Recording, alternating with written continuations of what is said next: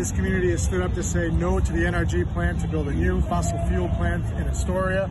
We have so many great people in this community who have spoken up.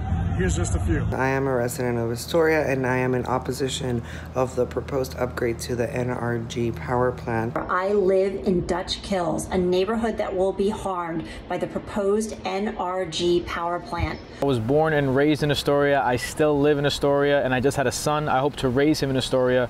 But if this power plant goes in, I might have to reconsider that, because this power plant is a step into the past. It is bad for the environment. It is bad for the residents. And what the people of Queens need is more open space, clean energy, and a Green New Deal, not a plant that prioritizes profits over the people. I do not want a power plant fueled by fossil fuels making us sick and contributing to the urgent climate crisis in my community or in any community. I will never forget the third time I brought my son to the ER for his asthma. Terror in his eyes from air hunger, literally starving from being unable to get oxygen into his lungs. I never want another family to experience that, and this is why I oppose the NRG's plans for continued fossil fuel use.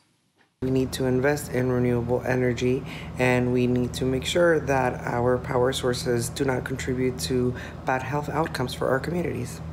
This will only hurt the most medically vulnerable amongst us. We deserve better, and we can do better. I know our voices can make a difference, and I am asking you to use your voice in opposition to the NRG power plant. Submit your comments to the Department of Conservation by August 29th and tell them we don't want a new dirty power plant in our neighborhood.